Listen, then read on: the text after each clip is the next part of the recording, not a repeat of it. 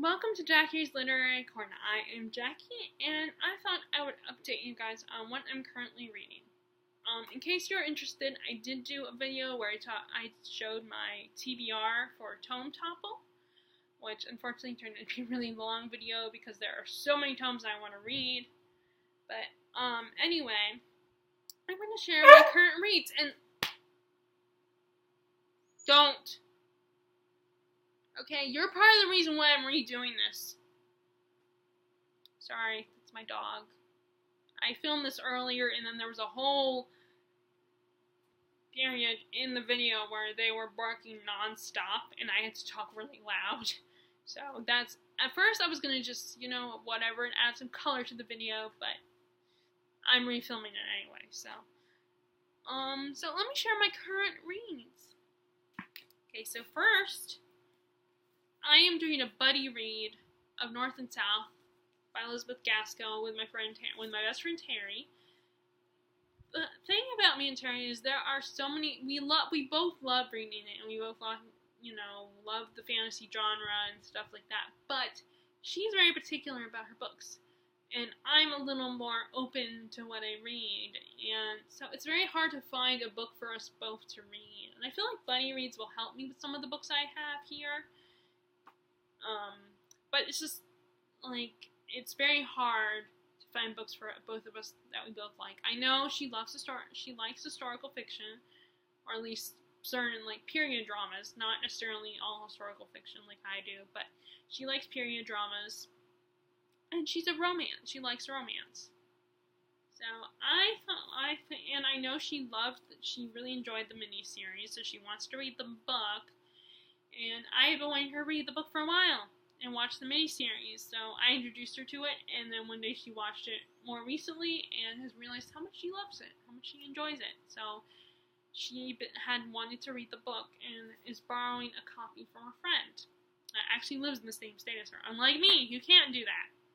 Because one, I don't know if I would want to live in Florida, and two,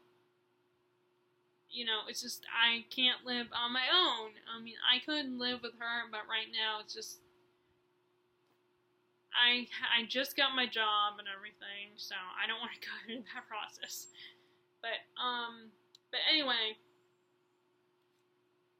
yeah, so I'm really liking this. I love the miniseries, so I'm sure I'll love the book. There are differences, of course. There are things that are in the book that weren't in the miniseries. There's, she was talking about how it seems like John Thornton's mother seems a little meaner in the book, but I think that's just because there were a lot of things they couldn't include in the movie or the miniseries, and there's more religious talk in the book, I feel like, and there are scenes that aren't in the miniseries that are in the book. I mean, but it doesn't matter what book. There's bound to be stuff that they can't include.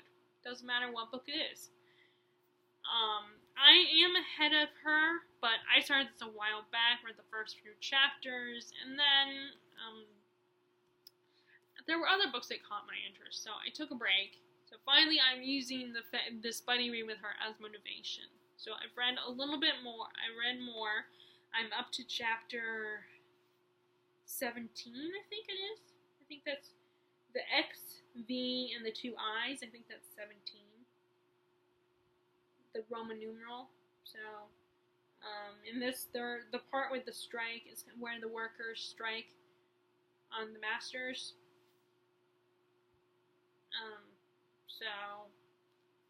And Margaret Hale, our main character's mom, Margaret just found out what her mother has, that she's sick. I think that in these modern times, you would say she has depression. I don't know, though. I'm not a doctor or anything, and I don't know anything. I don't know a lot about depression. But that's my theory, that the mom has depression, but I don't know. Maybe, if you guys have read North and South, maybe you can tell me if I'm right or not. But anyway, I'm also reading the second book in the Remnant Chronicles. I'm really enjoying this trilogy so far. The first book was kind of more domesticated. You have this princess running away from home and hiding out as a tavern wench in a small town. A waitress. in a more nice, polite way of putting it, but I think women that worked in those taverns were still called wenches, even if, no matter what. I don't know if that's the correct term, but I think they were still called wenches no matter what. But so that one was kind of more domesticated, and then this one is more, I feel like, more of a political drama. And there's, of course, a love triangle, which, like I said, as I've said before in the past, I'm not against love triangles. Like, I won't dismiss a book just because it has a love triangle in it. I will still continue to read it, but it will frustrate me. So I guess, in a way, I'm no better than everybody else, and I get frustrated with love triangles. Now, I am not against, but I am also not one of those people who, I get the relief of not having a romance in there, but I still like romance in my books.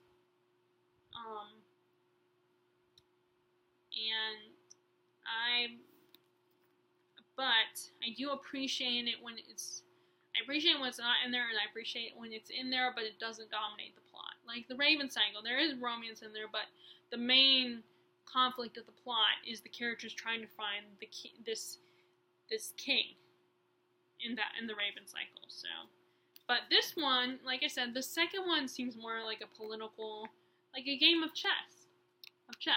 That's why I feel like it. What's great about, again, one of the appeals of reading YA is the chapters are really short. Although I noticed some of them are longer than others, and I want to try to get this book read before the 29th, because that's when Tome Topple starts, but I do not know if that will happen or not, but, yes, I am reading that one, and now I can update my Goodreads again for that. And then these last two books, well, there's three, actually, I've started reading City of Dark Magic, which is a book that I've had for a while. I had this before we moved.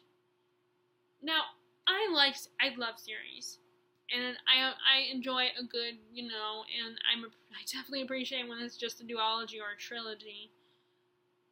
But what bugs me is when you think a book is a standalone, and then you realize, wait, there's another book that comes after it. And I was hoping this was a standalone. Like I said, I love series, and I love trilogies and duologies. But, well, actually, duology is kind of fairly new for me, a new concept for me. But, I found that this, of course, has a sequel, and it's like, dang, what the hell? I thought it was a standalone. Now I have to get that other book. Unless this is like a companion thing, and it doesn't end on a cliffhanger where you have to read the next book. But I don't know. It probably will end on a cliffhanger. So, yep. I got this as a sequel. I found it on Goodreads, and I'm going to read it. I might have to order it online, though, if it's not at Books A Million. So, but I'm enjoying this. It's set in Prague. It's a fantasy. There's music involved in the story, and our protagonist's mentor just got, it says that he committed suicide, but she suspects maybe he was murdered. And they talk about there's a grumpy dwarf in the story, and then there's also a handsome prince in there, and I'm guessing he's the love interest. So, of course, handsome prince, love interest. It's obvious. So, I cannot wait. This book is dirty. At least it rubbed off. And I like that it's set in Prague. That's a little different. Still in Europe, but it's a little different because it's set in Prague. And as you can see, I've already read a little bit. She's just got to Prague and is just getting a tour of where she's working, because it's one of these things where our main character gets a chance to work at the Palace of Prague, where the prince lives, because she's going to be like the archivist for the family. So, something like that. So, I'm going to try to get this one. This is one I definitely want to get done before. And like I said, I'm hoping because the chapters are not that long, I will get it done before the 29th, but I do not know if that will happen. Hopefully it will. I have to decide between those two, which one. And then, I do want, at some point, either after or before Tome Topple, I want to start this one. This is a Phantom of the Opera retelling, and I did buy the original Phantom of the Opera, and I have a story, The Phantom, which is kind of an origin story of the character, the Phantom himself, Eric. That's his name, by the way. If you're only familiar with the music, the opera, his name is Eric. I found that out. But I want to read this one as well, and I love this cover. I almost wish I had the hardback or the Owl Crate exclusive edition, because I do believe this came in an Owl Crate subscription box. And I know the hardcover had the red ink pages, so I thought that was really cool. But I would have to subscribe to a subscription box to do that, and I'm very apprehensive about, because I kind of still have to, even though I'm like an adult and everything, I still feel like I kind of have to, because I depend on my parents and they kind of pay most of my bills. But I will pay a check of, I will give them monthly dues, since I have a permanent job now. And I kind of still feel like I have to make sure they're okay with things like that. So if I want to get a subscription box, I feel like I would have to clarify with my mom if that's okay, and that costs money. And so I have never, even as tempting as it is, I have never subscribed to a subscription box, although I would like to. But anyway, so I am still happy with this copy that I have. I'm just happy that I have it, so, and I can't wait to read it. And the last book that I want to start reading is The Female Persuasion by Meg Wolitzer. This is a book that Jen from Insert Literary Pun did a review of. So naturally, because she's one of my favorite booktubers, if she does a review and loves the book, then I'm going to get it. And I definitely am trying to read more literary books. And this is a book about this woman, this college student who meets this woman who's she's like kind of like a Gloria Steinem type, and she starts, she's enchanted and admires her and everything, and starts following her, and I think she ends up working for her at some point, but it's at the cost of her relationship with the two guys in her life, and she just gets deeper and deeper into this relationship with this woman. And I don't think it's like she doesn't become a lesbian or anything, I don't think. But it's a feminist novel, so. But it's not because it's a feminist novel, because I don't go looking for those kind of books, in all honesty, like books about feminism or anything. The plot sounded really interesting, the way Jen described it. So and like I said, she's one of my favorite booktubers. So I went ahead and bought it. And now I want to read it. So unfortunately, I can't read for Tome Topple, even though it looks like a big book.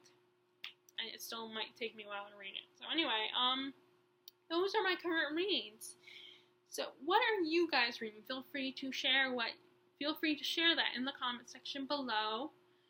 And if you'd like this video, be sure to give it a thumbs up and click subscribe if you have not already and you happen to be watching this video. I would appreciate it. And much love to my already subscribed people. And I hope you are enjoying your reading.